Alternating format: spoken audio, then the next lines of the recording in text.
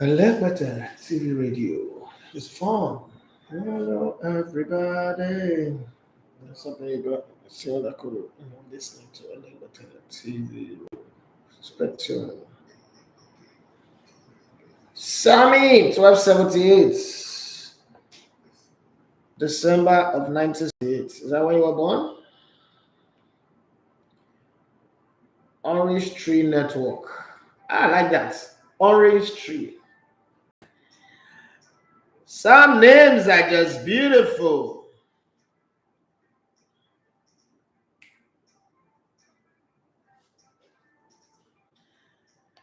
Yeah, let's see the grand ready. All right, a lovely, wonderful, amazing weekend. It is already Friday. Thank you very much, Siko Blade, and Mr. Frank for standing in on the Friday show. Sometimes it's just good to have teammates that can just fill in when you're not around. Saz is on her way to Benin for a friend's wedding. We need to shop, so she's turning up in style. And it's amazing. That got me laughing, Mr. David. Can't guess. What these guys that are playing, that are players, they have a way of trying to, well, players will always play, so they say so. I'm not surprised in a way. But it is what it is. I think the girl also know that guy is a player, so it's not like this just happened on the side. It's not something that just happened on the side.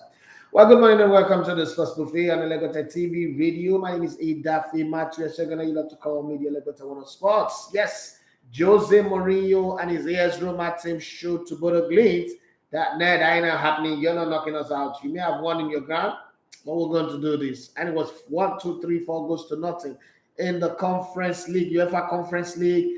As Jose Mourinho is putting life to that, Peter Olanka and his teammate find what the end of the road means in that Boys to Men song as they were beaten by Feyenoord 3 goals to 1. They also collected the red card. Yeah, Olympic de Marseille won 1-0, and it was enough for them to pull through. Leicester City went away and won 2 goals to 1. That's a very good one, because the form of Leicester lately, especially at home, have not been fantastic. Oh, tell me, Gina. Random, my beautiful sis. She fine. That beautiful sister was very adorable. But then James Madison and Pereira made sure that they are going through, even though it was Zahavi that scored first for PSV Eindhoven in the Netherlands. That didn't change a thing. It didn't change anything at all as they pulled through.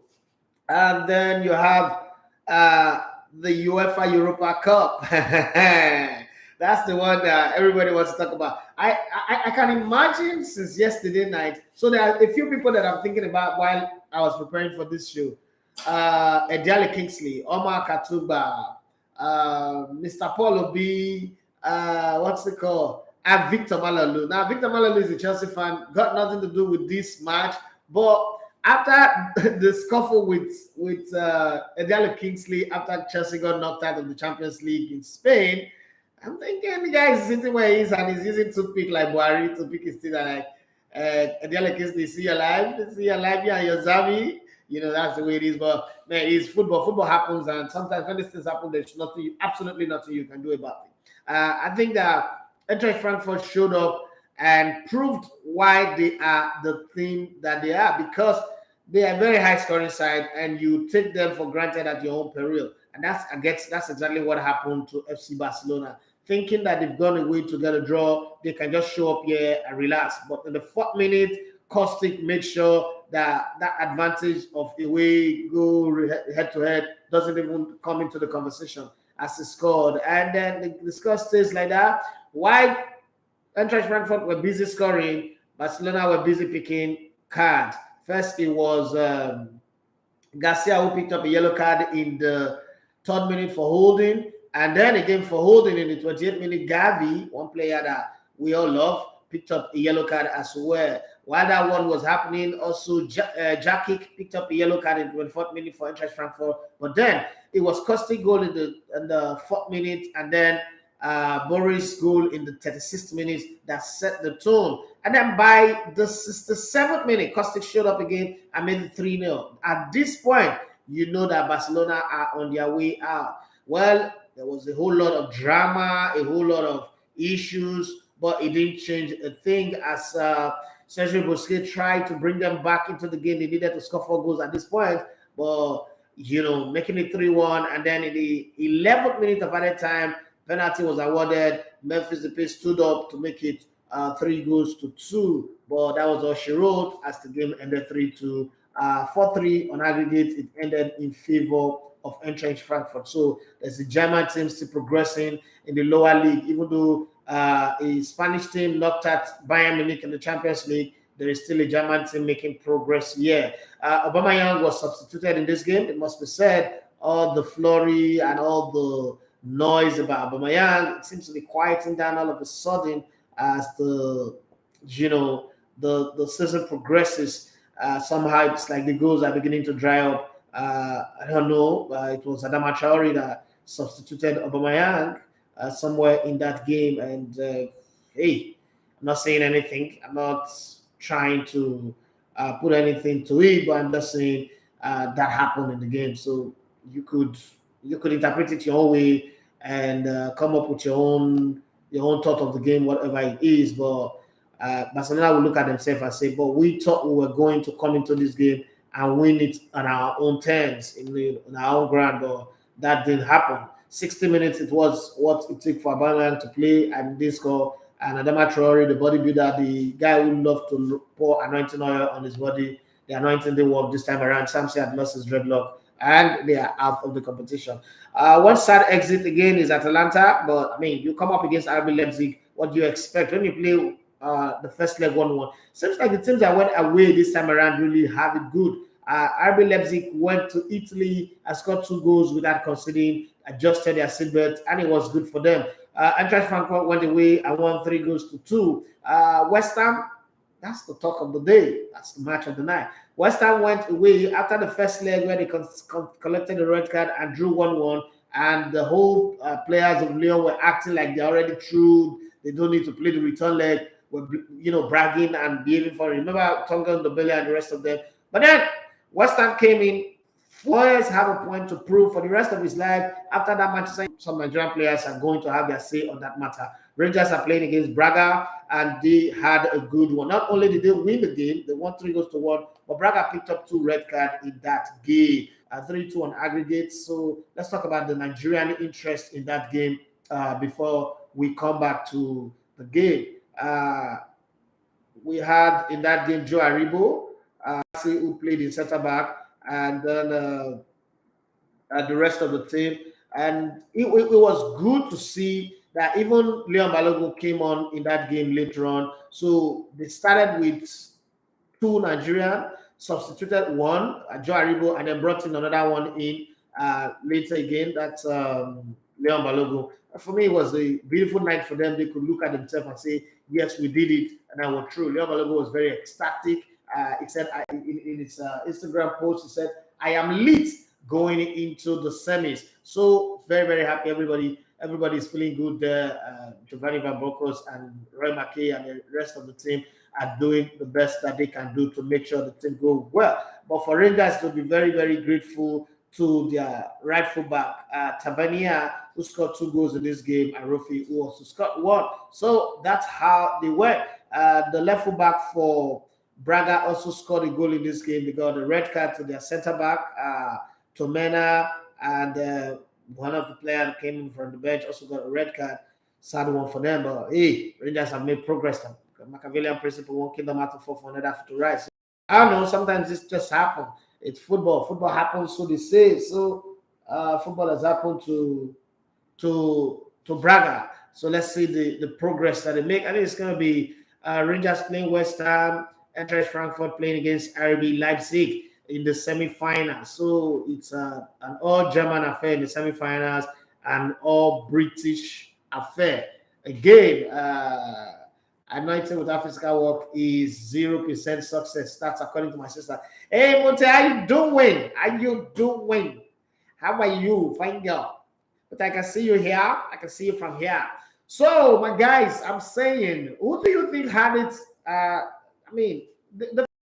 There were more Eintracht Frankfurt fans in the stadium at the knockout, the Barcelona fan, 25,000, 25 Toson, 25,000 entrance Frankfurt fans find their way into the Barcelona stadium. Is it that Barcelona fans sold their ticket, or how did 25,000 entrance Frankfurt fans get their tickets to go into that game? But it was sweet anyway. I really want to read a write-up from Kingsley Daly concerning the game. Richard Utweje say, I no get too much talk way I want talk this morning. I thank God say I chop banga soup and solid eba before the Barcelona game. He touched me, sir, but I showed him about big brother. Ogubo said, Alpha, defense side. Ogubo said, he said, good morning, boss. Please, what do you say happened to Bakayes? I should be asking you. You're the better fan here. I should be asking you, okay? Hey, you can't reply, my brother. I say, yeah, reply, Richard. He said, not be smart, it's football. Football just happened. It's football. It's football that happens. Sometimes the things that you do that work might also turn out to be the things that you do, and sometimes it just doesn't work. It doesn't mean that you're not good at what you do. This is football. It's football, but it's just that, in the Nigerian context of following football, every defeat must follow inquest. There must be something. There must be somebody that's responsible for it. We must try to victimize everybody. Football is not like that. There are days where you just have your bad day in the office, off day, things just did not go well for you. It doesn't mean that you're not good at what you're doing, or that the team have all of a sudden gone bad, or the coaches are no longer good enough. But it's just football just happened, and there's no what's that word? There's no champion forever. So sometimes you just think how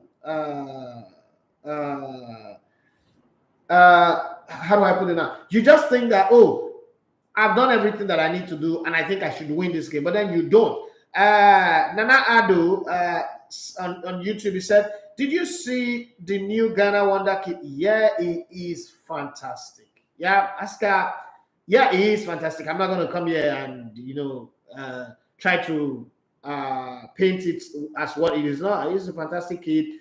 I just hope, I just hope that he keeps playing well. He gets a lot of consistency to his game. And then, there's this thing with players from Ghana that controversy is not far from them. I hope he doesn't get tied up in the web of controversy, and,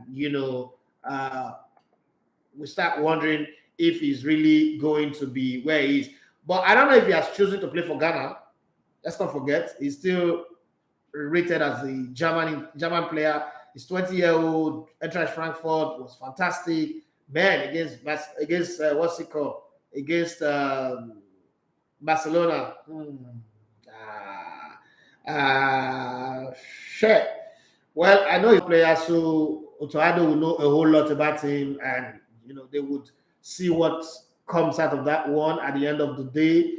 But let's be very, very careful how we push him over the line. Let's be sure that he's willing to play. Now, Ghana is going to the World Cup. He should be willing to play for Ghana. Who would want to play for this Ghana team? I mean, I think the best time for anybody to say they want to play for Ghana right now is this time. The reason being that, look at Ghana carefully, you would understand that there is really no much impediment in front of you if you choose. If somebody like Nav agreed that he wants to play for Ghana right now, currently, there is space for him, especially being a wide man who also can play across anywhere in midfield.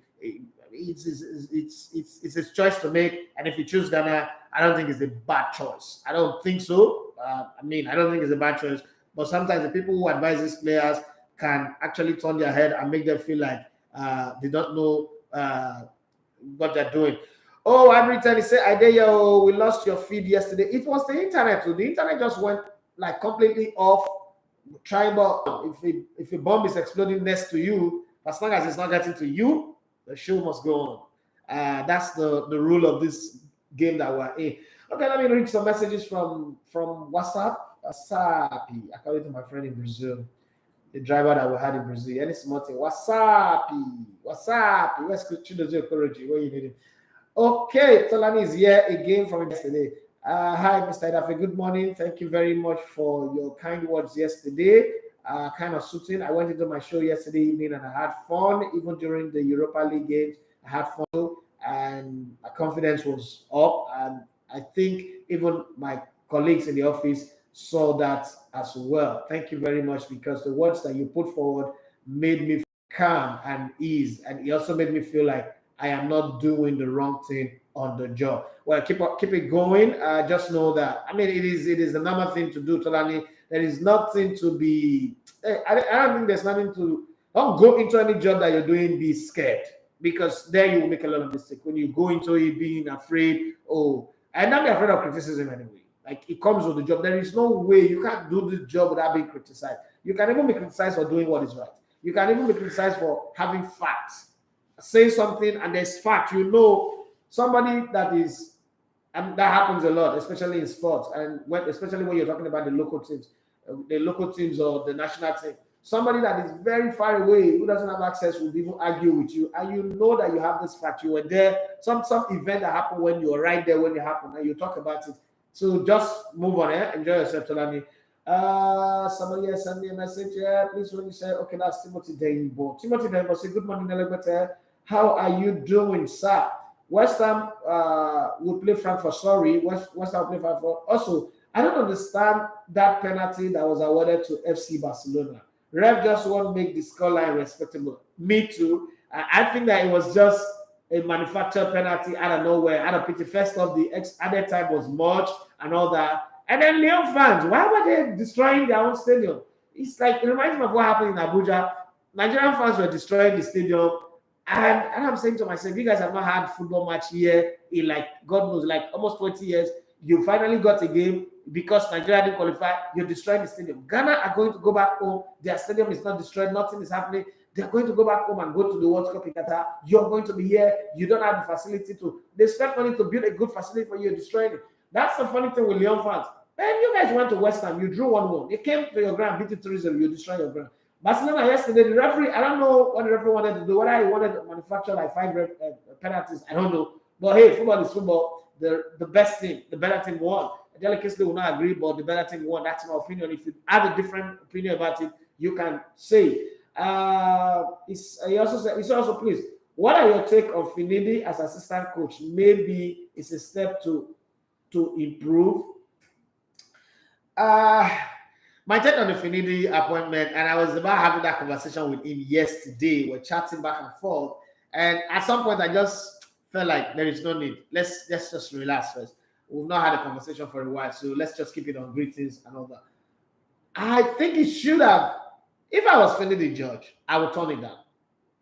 Right? I'll turn it down. Because I know, Mio, before you take on this national team job, you should know, am I really going to work there, or I'm just going to be a group of people who are traveling, like water carriers? Am I just going to go there and be water carriers? And I think that's what some Ike Shoromu and the rest of them will end up becoming, water carriers. I don't want that to happen. Yes, there is bonuses, there is dollars to earn, $10,000, $13,000, all of those to earn as coaches, assistant coaches. But for an FA that doesn't have much money, I think that these guys are just going there to go line up their pocket, not really to go work. And this is why I'm saying that. I know for sure that any coach that they are bringing to come to the Super Eagles would come with his own backroom staff. Because we're not bringing in Nigerian coaches. So the Nigerian coaches that gets the job and doesn't even demand to bring their own backroom staff. It's not white man that will take that job that will not bring their own backroom staff. It doesn't matter who we already have. So those people that we have to focus on the local league and the local players that they are dealing with, or the Nigerian players, MPFA players and players across the other league that they are dealing with. But the guy that they are going to bring in, let me keep my lips sealed. Like, I don't know who they are bringing. Whoever is coming with his backroom staff. You saw with Genotro, came with his backroom staff, worked with the people that he had, and it was good for him. So I think it's the same thing that's going to happen. Finidi George we can't say here that Finidi George has proven himself with Enyimba. And Enyimba is like one of the biggest clubs in the Nigerian league. If he's still struggling with Enyimba, why do we need him to be at the Super Eagles level, where you play one match every 4 or 5 months, you're not available to play match? He should still focus on the Enyimba job, because that's the job where he needs to prove himself. If he ends up not making the continent this season, it doesn't make him a bad coach. He's still a good coach. He should be given time to still push himself. But that's a decision that the Enyimba management will take based on their target and expectation. Because I can't sit here and tell you, you must keep Finidi George. No, it's not about Finidi George. It's about the direction that the club Enyimba wants to go. I think he should focus on Enyimba and see that. I think they're currently 7th or thereabout. if he focus on Enyimba and get the result that Enyimba needs, and probably next season sign the players that he wants to sign, because your first season is always very difficult, even across Europe. Now talk about here in Nigeria, where most of the players you don't even know them, you take time to get to know them, and then to pass your philosophy and your ideologies to these players takes some time. I think that they should let him focus on Enyimba, and with time, even if he wants to join the national team, he should start from like the youth teams. Start from the under 17, under 20, and the rest of them. And I look at all the coaches that was appointed that I saw from the news making the round, and I think the only place where I am confident is at the under 17. Finally, Onuka Bade gets his dream job. Yeah, Onuka Bade, I've always wanted to be a lead man, like a front man. He's gotten that job now. Let's see how he does it. The science of the game and all that. Let him put it to work. I just pray also that the NFF, whether this one or the one that will come thereafter, will give him all the materials and all the support that he needs. Not like anybody in the past has been giving the support that they need anyway. But I just hope that he gets good support and then he delivers. Those people who are his friends. One of the things that I always say is that if you become the coach of the Nigerian national team, you need your friends. You need your friends badly to survive. Not just coaching, but coaching it's like more. To survive anything in Nigeria, you need your friends. If you don't have friends, my dear, you're on your own. Oh, you're on your own. It's going to be way almost impossible for you to get through. That said, I think that Uduka Gbade and the team that is got would do well. But the under 20, I'm sorry, I'm saying this, the under 20, I don't have as much confidence or faith in the people that is appointed for that team, what they can do, what they can bring to the party. I don't have confidence in them at all. But if they go on to do what they do and they surprise me, I'll be pleasantly surprised. I'll be excited about it. So this is not me wishing them well, but I'm just saying I am not overtly excited to say, they will do well, they will achieve results. I don't think so. I think that team is just, let me not use the word gathering of failure, but it does look like it, in my opinion. It does look like it, in my opinion. And I think that those people are just there to make up numbers. If I am allowed to use that word, they're just there to make up numbers. I don't think they will really make it in terms of doing anything. And people have been asking a lot of questions, and I saw something that was written by Toby Adekojo, and I need to bring it up because he's an authority in the game as far as I'm concerned. And he said, my opinion on Salisu Yusuf. I don't have an issue with opinion on the Anas case. It will be there on Salisu forever. A few days ago on the Sports WhatsApp platform, I said that Salisu needs to come out and speak about the incident, push out his narrative, and balance the mess. Okay, I agree with Toby completely on that one. The fact remains that Nigeria's most successful CHAN team was achieved by Salisu in 2018. Before Keshi, Nigeria failed to make it to the CHAN tournament twice. Keshi came qualified and finished the tournament in SA with bronze. Olisa came and failed to progress beyond the group stage in 2016. Salisu stepped up, finished second in WAFU, and achieved silver in Morocco, Nigeria's biggest achievement in CHAN history. So that's a plus for the man. Imama took over and he could not qualify at home in Lagos. On the strength of success and proven history with the team, Salisu deserved the CHAN job. Salisu left and we had a crew that had Imama, Boboye, Fidelis Elechuku, and they couldn't make it to the tournament. Okay, the Anas video case was also exaggerated. He got suspended because he accepted a gift which FIFA frowned at for national team's official. The video clearly stated that Salisu told Anas people that the players were already in his plan. We also know Ali Okoro and the two other players that were mentioned as Salisu's first team players. Close and open your eyes. The four players would make Salisu's 23-man squad for CHAN, whether they give him money or not. That's me adding that one to it. Unfortunately, Salisu accepted a gift, thinking one of the people in the meeting was his friend. Okay, this is what the full video revealed to the NFF Ethics Committee. A certain guy was in the meeting who was Salisu's friend, and the gift came from him. Think about it.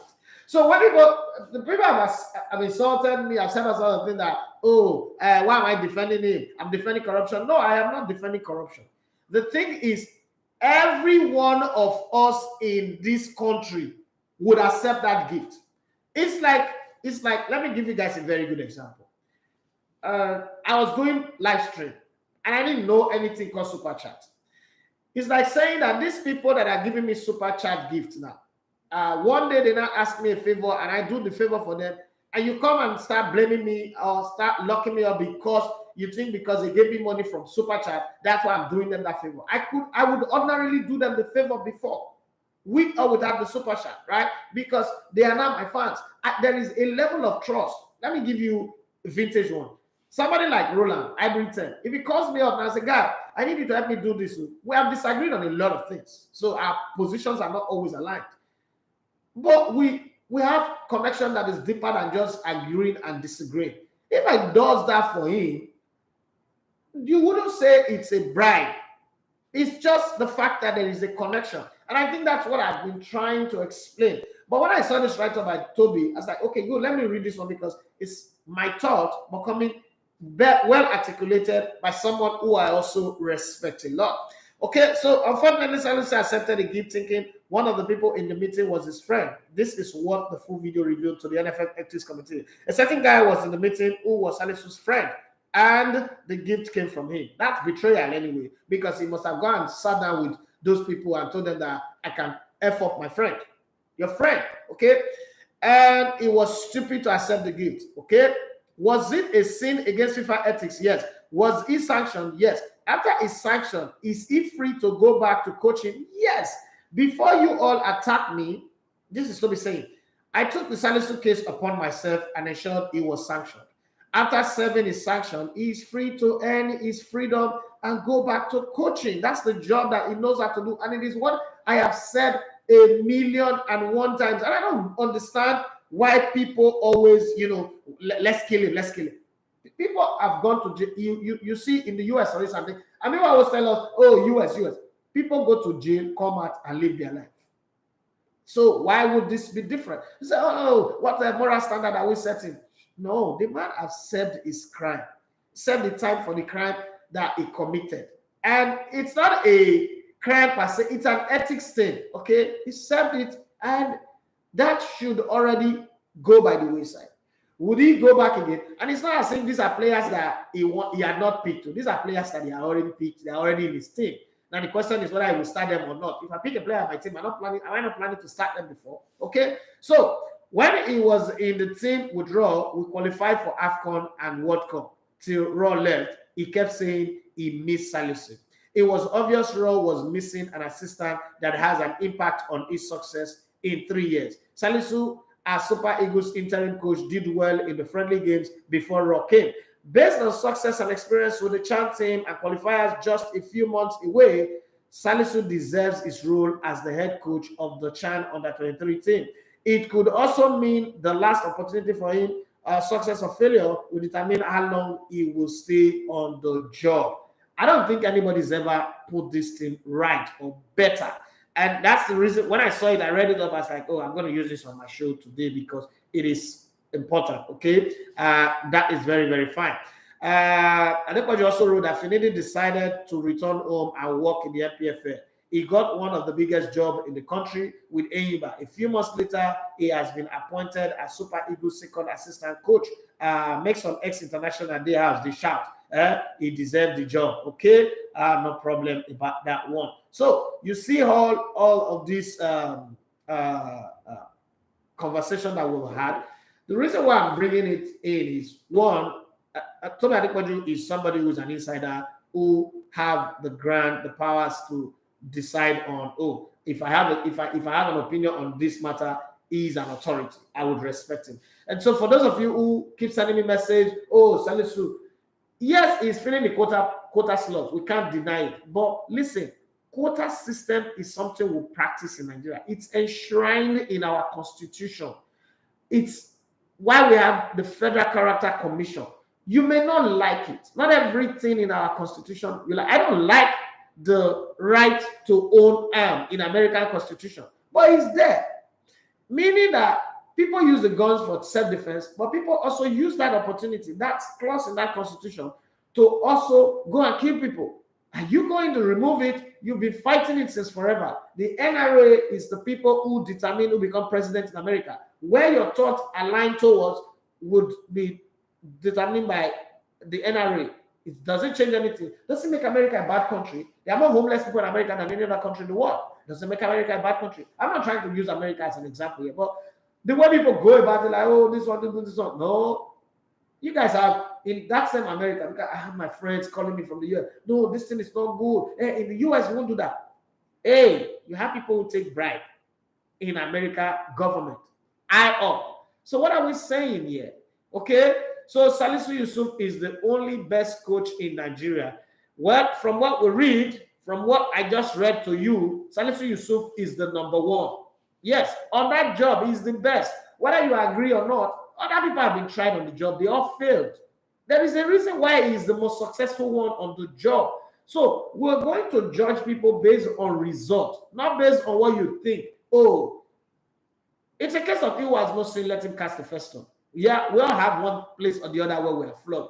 Are we judged by all of that flaws? The answer is no. So let's move on.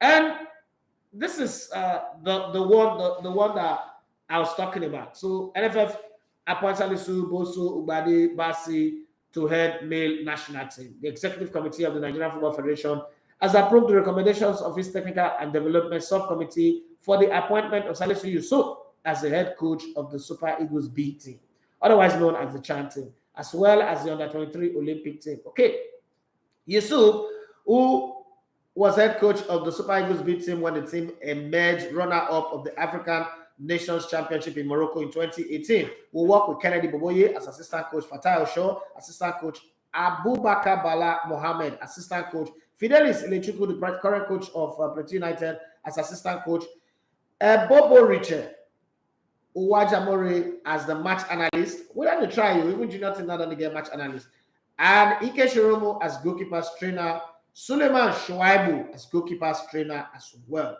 In other appointment, Ladan Boso retains his position as head coach of the Under-20 boys. He will work with former Under-17 head coach Fatai Amahu. If I was Fatai Amahu, I wouldn't take this job. You know why? You practically failed at Under-17. And I'm bringing you to become assistant. I'm not going to take it. I'm just going to go do my team. But I know for sure that he doesn't have the balls to say he's not going to take it. He'll take it, okay? Oladuni Oyekale. This guy's been around since forever. Assistant coach. Jolomi Atune Ali, assistant coach, and Barua Olatuji Abidin, goalkeeper trainer. At the under-17 level, I don't have confidence in that under-20. This is me saying it. I don't like, not like I hate them, but I don't have confidence in the setup of the people that are there. For the under-17 boys, Golden Eaglet, on Uduka Gbadi, the first captain of the team in 1985, that led us to our first international trophy, will lead the team. I was named as the head coach. He will work with Ahmed Lawal Dankoli as assistant coach.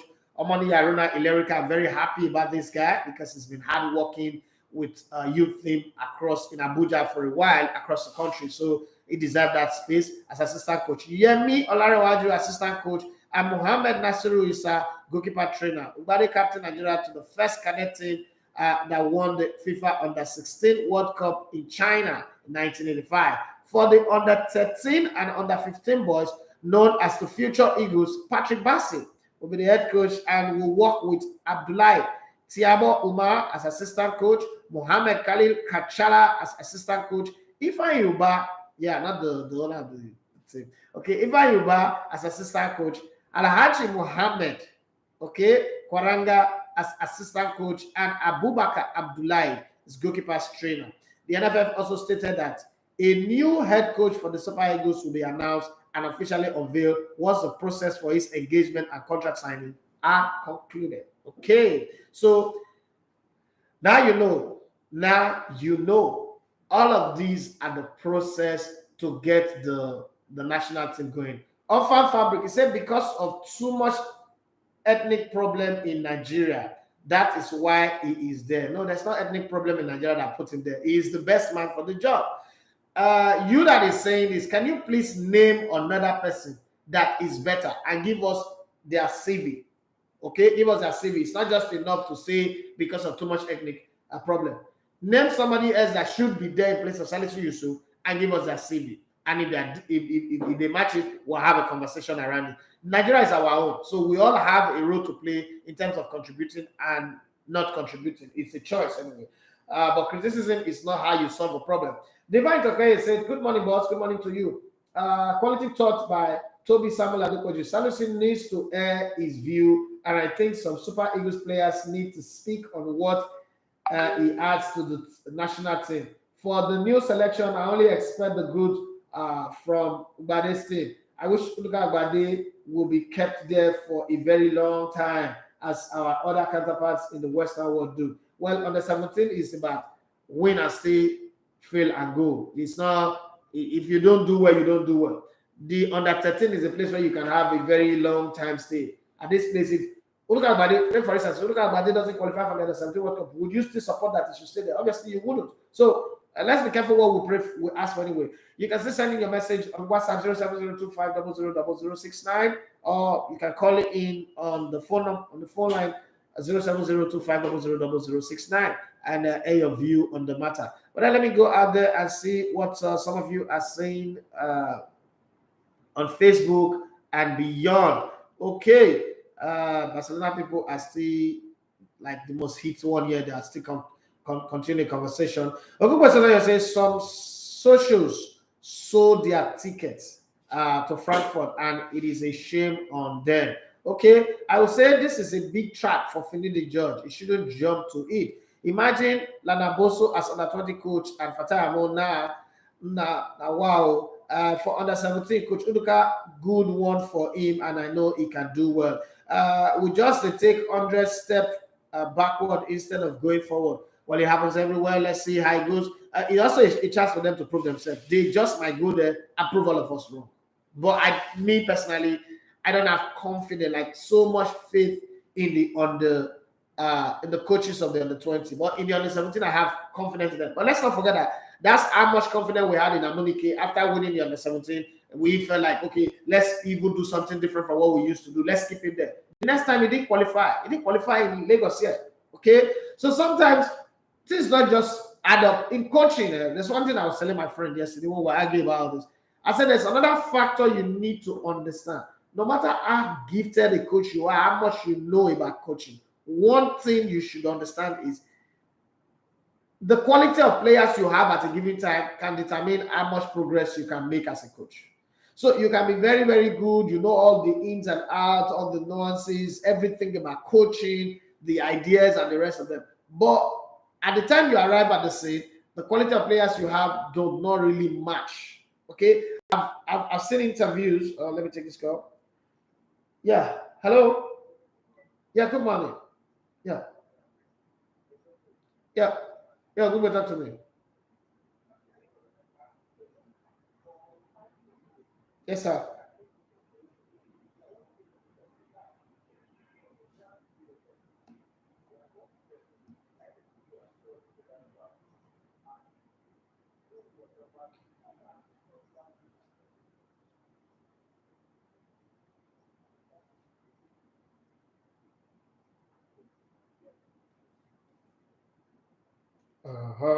Can't hear you anymore.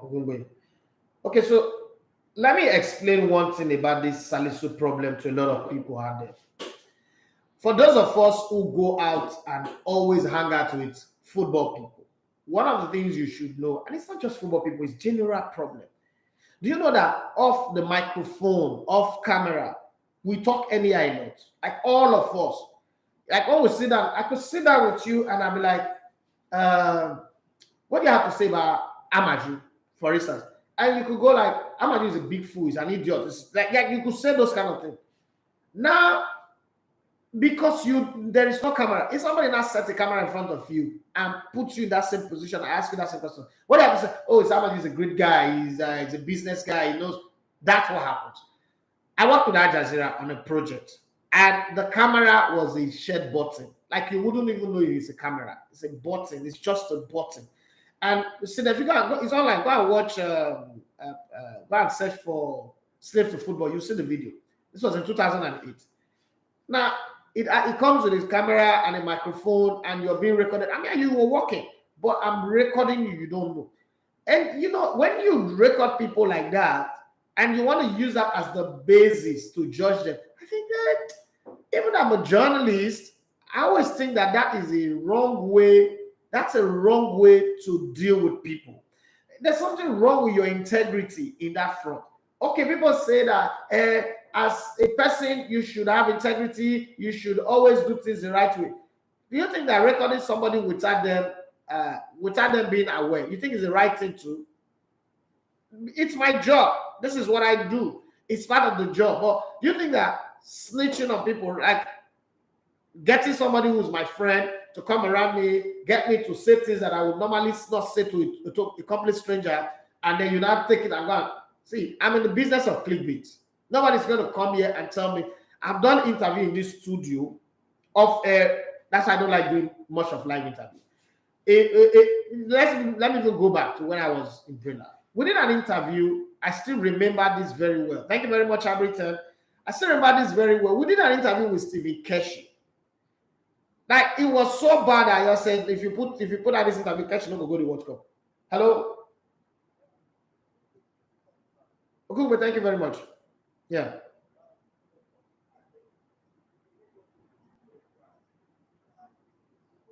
Yeah. Okay, go ahead.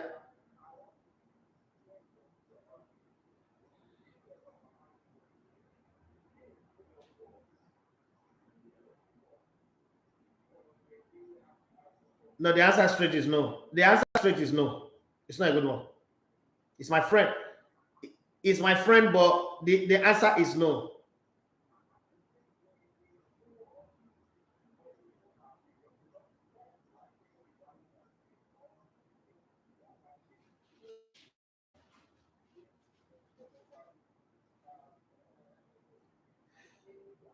So Ogumbe, hold the line. Let me explain this to you.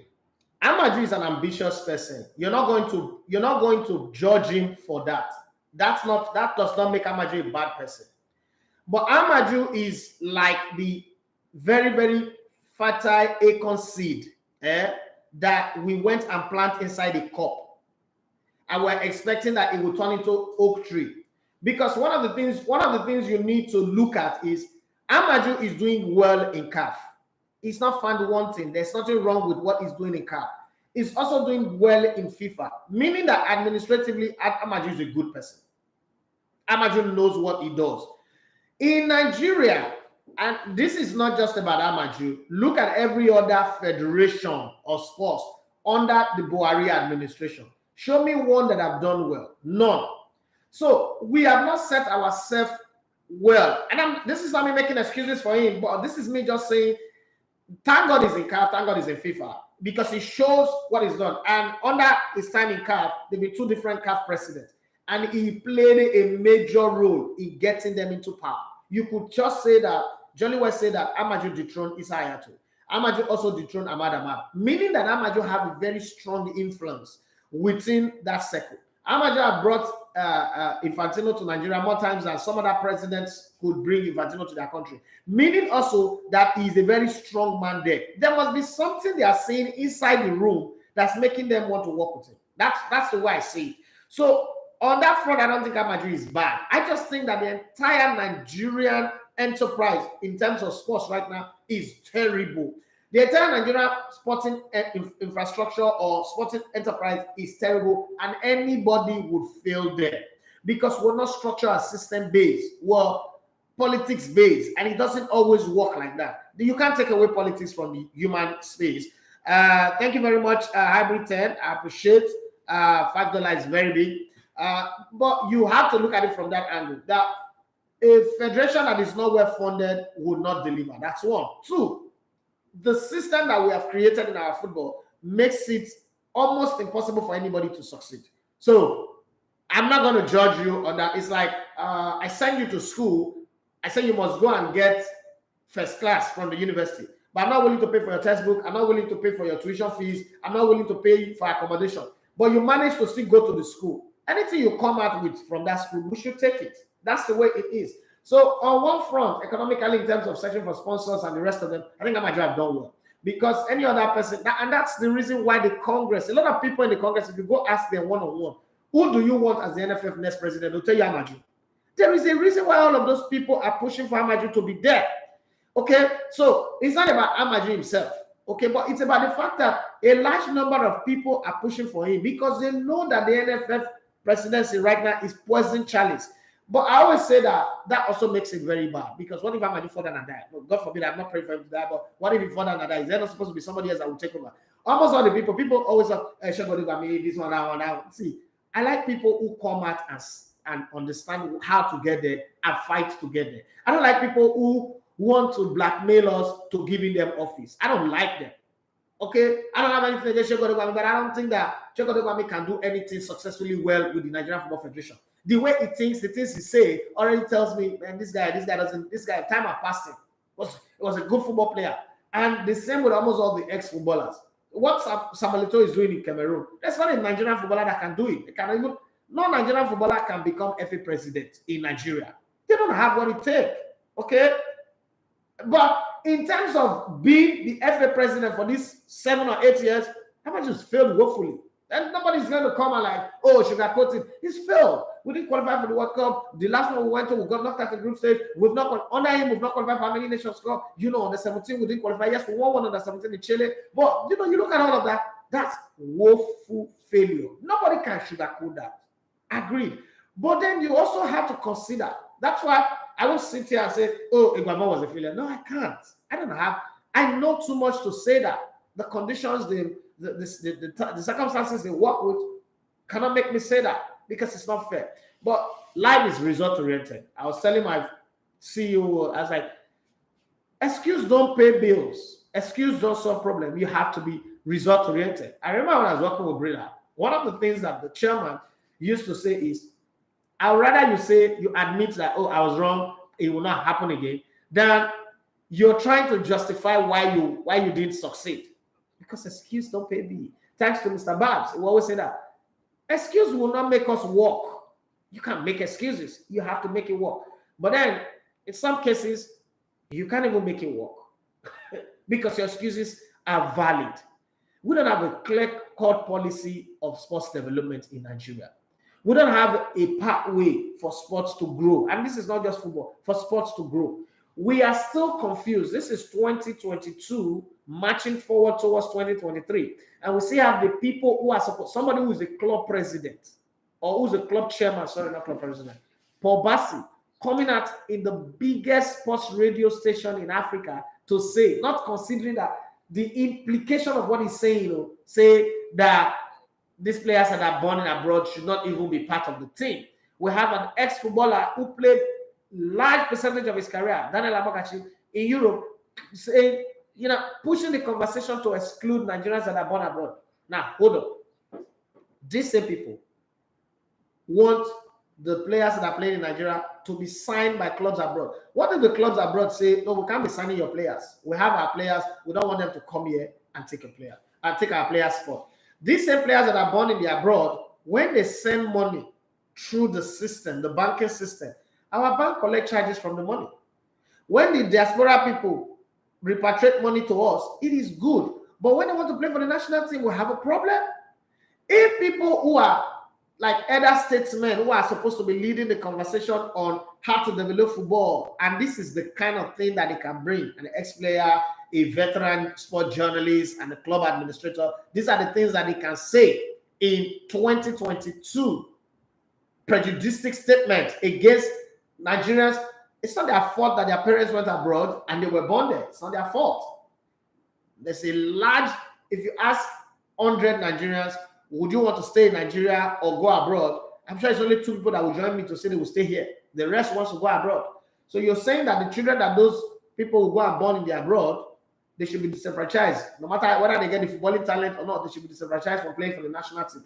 Now, do you have a league that produces players that can play for the national team? Obviously, no. So you're not saying that we should create a rule that says only when you are born in Nigeria, you grow up in Nigeria, that you can play for the survivors of Nigeria. So it tells you our line of thought, our process, the way we see these things, where we stand with all of these things in on its own is already bad.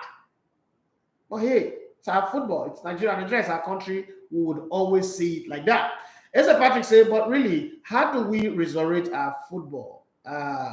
We let our football resurrect by allowing it to fully die. I agree with you. I agree with you on that. But is it not fully dead right now? Our football is fully dead right now. We didn't qualify for a football event for the Olympics, men and women. We didn't qualify for the Under 17 World Cup. We didn't qualify for the Under 20 World Cup. We didn't qualify now for the Men's World Cup. What else again? What else again do we need to have before we agree? As Patrick said, Kante and Umtiti won the World Cup with France. Are the players the problem of the system? Some people don't get shame. Oh, now we're talking. And you could go on. You could go on and push that conversation. So, but when people come and start leading this type of conversation, you worry. The reason why you worry is not because it affects you directly, but you worry at the seed they are planting in the minds of people. Because now, those things that Pobasi or Amokashi said, you can't say it's only us that heard it. These same players hear it. They will come to camp, and the Amokashi funny enough, is appointed as the ambassador of football ambassador in Nigeria. So he have the access to go to the camp. That guy goes to the camp. You have Joaribo, Kavibasi, Leon Balogun, Olaino, Alex Iwobi, Maduka Okoye, Siri Desa, possible, Kevin Akpoguma, and a host of others. This is just 8 I've mentioned now. A host of others that would come to the camp. So Amokashi walks in and is trying to address them. You think those guys are going to be listening to him? They are not.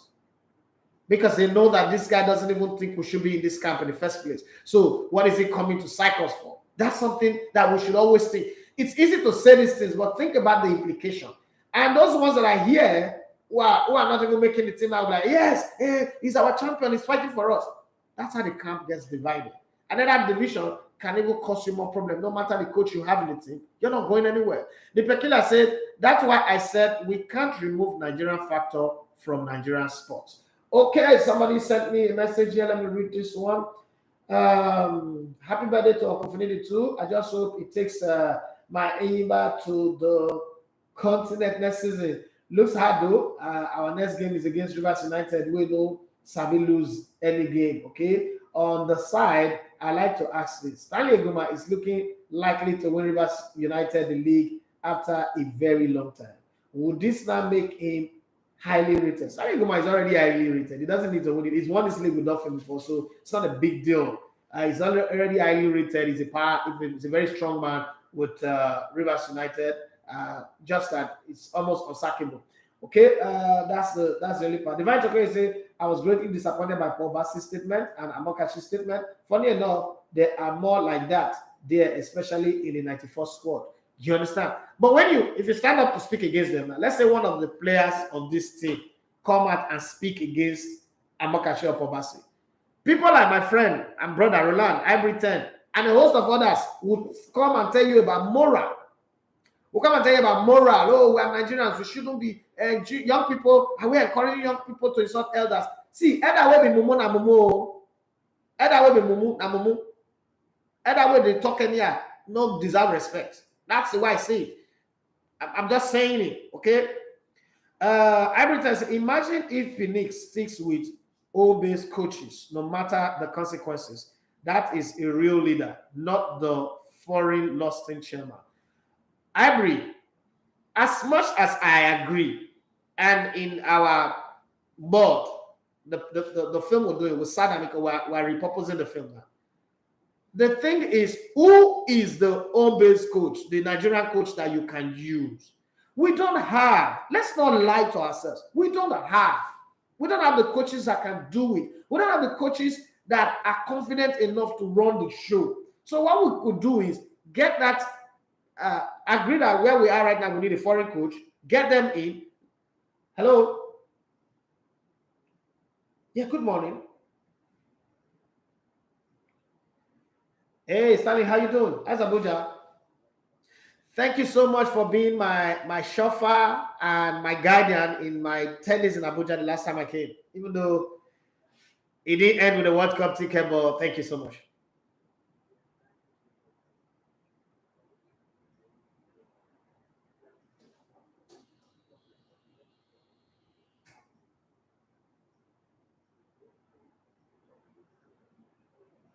Yeah. Yes.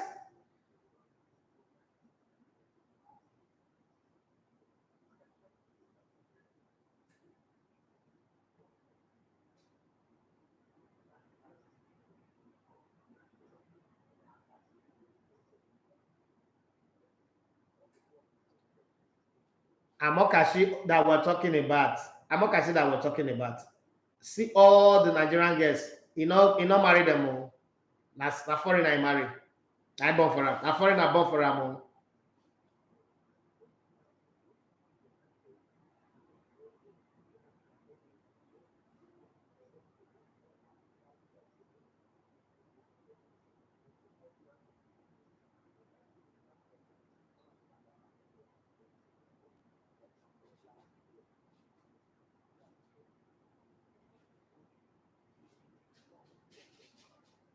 Every country is built by immigrants. That's the thing. Every country is built by immigrants. The culture now is hybrid. The culture across the globe is hybrid. Now, only we want to this stock up in a system that is not working. Stanley, let me let you go. My time is almost up, and I need to respond to. See, hybrid 10. You know, one of the things that make me and you always disagree. You two they like blind argument. There are some things where you don't know, accept say you don't know. What is have you spoken to all the coaches in the MPF? There is no coach in the MPF that can coach the Super Eagles. This one you don't know. Some things accept say you don't know. Not be everything you know. There is a place where you're strong. Coaches in the MPF cannot coach the Super Eagles. There is a reason why. You don't give. See, the Super Eagles is not a place where you just put any learner. You have to have proven yourself. If Amaju want to vouch for you, the same you that is talking, if Amaju goes and bringing coaches from the MPFL to the Super Eagles, you are going to be the first person that will come out publicly to say, Amaju have appointed the people that he can control, the people that he can tell who to pick and who not to pick. Sometimes, when would they suggest this radio station is all our own, you are a stakeholder. Would you allow me to appoint or employ anybody that is not going to push the numbers up, that's not going to do a show that pushes us forward? Would you allow it? There are some things we shouldn't even suggest. The coaches in the there is not a single coach in the MPFL. See, when it comes to the Super Eagles, let me tell you this, and I've been in the system long enough. When it comes to the Super Eagles, the aura of those players when they come from abroad, our Super Eagles players are like wild animals. When a wild animal sees you, he first of all senses you, like it scans you from head to toe. Is this person worth my respect? Does this person match up to what I see abroad? I sit in the circle. I'm not sure you've sat down in the circle of these players and talked to them. I've sat down with Super Eagles players, every one of them, and we talk every day. You don't want to know what they think about certain people and how they think about them. You can only lead people that respect you. You can only lead people that have a certain level of fear or respect. Let me not use the word fear for you. The reason why these coaches cannot do it, they are good for under 17, under 20, because those players are still finding a way to make a name for themselves. But hey, bro, if not to coach the Super Eagles, there is not a coach in the MPFL that can coach the Super Eagles. Not one coach, not one ex-Nigerian footballer currently in Nigeria that can coach the Super Eagles. Because, listen, go and read our Olise book. There's a lesson to learn there. Olise said the first day he went to training at Juventus, he parked his BMW in the parking lot. As he drive the BMW into the parking lot, what he was seeing was Ferrari, Bisca. He drove around and go and park in the other side. Ask yourself, why would a normal human being who's coming to play football think like that? That's how the football world is. This is a real estate that I've been in. You're not going to come tell me anything about it. Football is a real estate. If I've not played it, if I've not seen how people behave in dressing room, if I've not seen how teams behave, I can understand what you're saying. Just that fear alone is enough to make you not be able to coach a player. Do you know what it means? Why do you think a lot of Nigerians here hero worship those of you who live abroad? You know why? Because they think that you guys have the solution to their problems. Not because you guys are better than them. No, not nearly. Some of you guys that are living abroad, una know the truth, say, na suffer and they suffer for them. But the power of your dollar makes the guy who's even doing well here to bow down to you. Now, having said that, that's the same thing that happened with players and coaches. You can't bring a coach who works for a team who they are paying 350,000 naira or maybe 1 million naira, and for 6 months they never pay him the salary from Nigeria League. You want him to go coach the Super Eagles. Do you know how the Super Eagles team is? To drop the person doesn't even know what it means to drop a program for the national team. That's not, this Super Eagles is not as you think. Super Eagles is like the highest level of a cult. And I'm not saying it in a negative way, but I'm just saying it's the holies of holies. Not be every reverend father they become popo. Not be every reverend father. There's a lot of things that they consider before that white smoke will come out from Vatican City. It's a lot of things they put into consideration. Who are you? You know, Yoruba land say, Tani Babae, who are you? Where you from come? What do you have? What are you saying? And it didn't take long for players to see coach finish. It didn't take long. It could be the way you eat, the way you abuse the free things. You see, Super Eagles. Super Eagles is a Ferrari. Coaching in the Nigerian League is like driving keke. In short, Super Eagles is like private jets. It's like a Gulfstream or a Falcon compared to coaching in the NPFL. If you not get levels, you go fail. The failure go dey grand. Look the body language of most of the coaches, the local coaches that we've had. Let's not forget that the highest amount of failures we've had with the national team lately is from local coaches. We didn't qualify for three Nations Cup out of 4. All were local coaches. We failed to qualify for the World Cup in 2006. That was one time we said, let's experiment with only local coaches. Cristiano Ronaldo started it. We were not ended it. We didn't qualify. Here again, we were on the verge of qualifying. We brought in a local coach. We didn't qualify. These are facts. You can't argue against fact. No matter what you say, I'm passionate about the local coaches. That's why I want to see people like Olumide, Coach Ayere, and the rest of them excel. But listen, they need to excel first. Even Xavi needed to go somewhere to go prove himself before he came to Barcelona. And as he's here, the jury is still out on him. What's it called? Steven Gerrard needed to go to Scotland to go prove himself before coming to the Premier League. As he's at Aston Villa, the jury is still out on him. It's not easy to coach at the big level. You need some things. You need to have some chips on your shoulders to come in and walk into that dressing room where you have those guys who are richer than the governors of some states. You don't know the players who will get for Super Eagles. Bro, forget this matter what we talk. The Super Eagles, this is not the days of the Mamokachi where their money they are changing. These players, I sometimes I just don't feel like talking because Nigerians don't even know the Super Eagles and they call their team. This is our team. They don't know the weight of the Super Eagles. If only they know. But anyhow, that's what it is. Even the light is telling me it's time to go. My time has been up for like 4 minutes now. Thank you very much for being on the show. I wish we could have local coaches. I wish we have coaches that are solid enough to be called national team coaches. But unfortunately, we don't have them right now.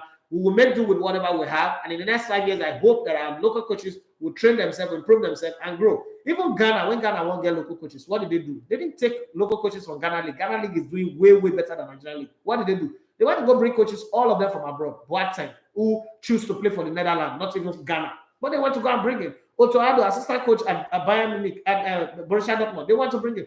And the rest of them. That's the fact. That's the situation where we find ourselves. If we can't get that one right, I'm sorry. And that's how I leave you guys. My name is Mateu. You love to comment on the spot. It's been nice being on the Sports Buffet Friday edition. Let's do this again next week, Monday. Until then, be the very best of who God created you to be. Don't be part of the problem, but be part of the solution. God bless you and have a wonderful day. Bye-bye.